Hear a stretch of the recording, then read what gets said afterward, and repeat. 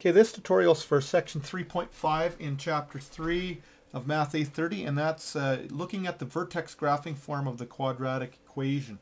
And the last tutorials we were looking at linear equations, but now we'll be looking at a quadratic equation.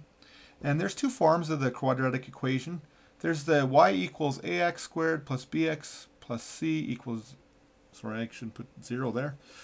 And that's going to be the quadratic form of an equation in standard form.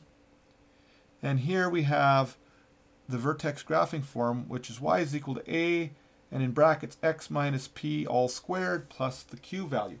And we're going to look specifically today in this tutorial at the vertex graphing form. So let's look at some areas in this equation that are important. Well, the vertex is the point where the quadratic equation basically goes through its concavity, up or down. So what you'll have is you'll have some information you can gain just by looking at the values a, p, and q, and to understand what is happening with your quadratic equation. So the way we're going to do that is we're going to look at just graphing a quadratic equation. So let's say we have y is equal to, say, 1 times x minus 3 all squared plus 2. So that's our quadratic equation. Now if I don't necessarily need the 1 in there, I'm just going to use a 1 for that to make this a simpler graph. So if I were to look at that and just draw my graph in here,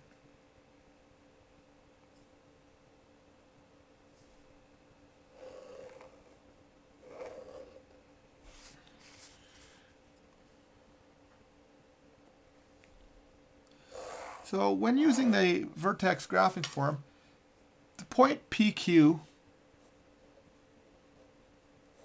is the vertex of your quadratic.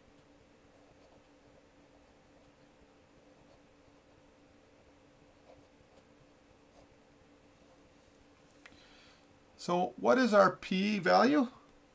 Well, you notice in the formula there's a minus there, so that means that our P value in our equation, our P, for us, P is equal to 3 and Q is equal to 2.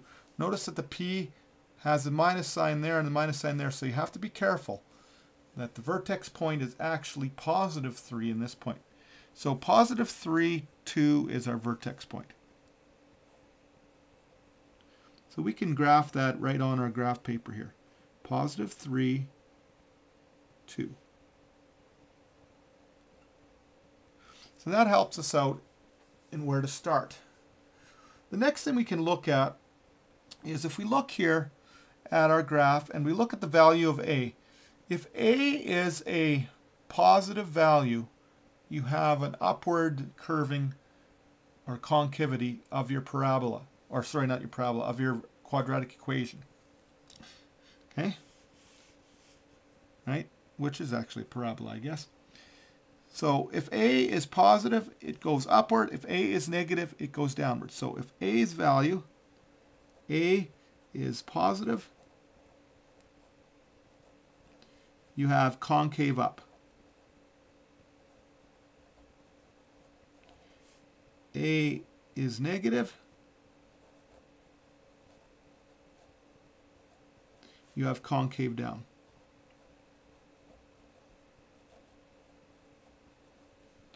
So in our case, we can see that positive 1 is there. So it's going to be going upward. So we can plug in, starting from our vertex point, what if we had x is equal to 2? Well, if x was 2, we want to get some points for our vertex point. Say x is 2. Okay, so y is equal to 2 minus 3 all squared plus 2. And 1 is just up front, so we don't do that. So that would be negative 1 all squared plus 2.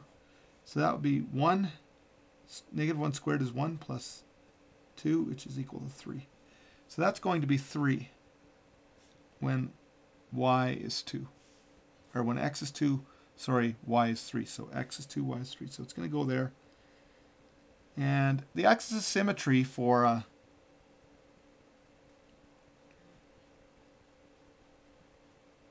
quadratic equation goes right through the vertex like this. So this is our axis of symmetry.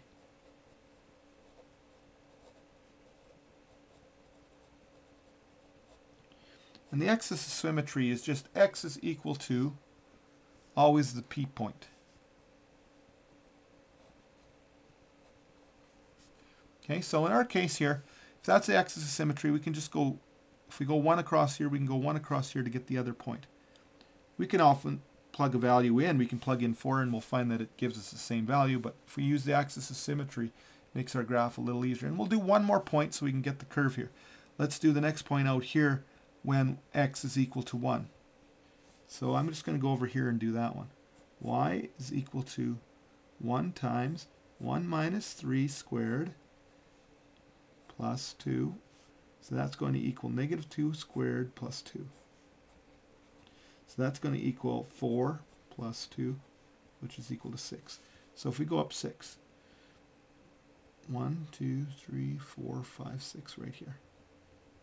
And then using the axis of symmetry, we can put the point there.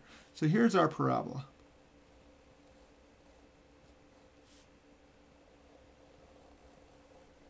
Or our quadratic equations graph. Okay, so again, the axis of symmetry, x equals p, that's important. If a is negative, it's concave down. It would have been going this way. If it's positive, it's going concave up, like our case. And here, PQ is our value for our vertex point, and that's usually our starting point when graphing. Okay, in the next tutorial, we're going to look at using this form to do some problems in this area. So that's what we'll do in the next tutorial.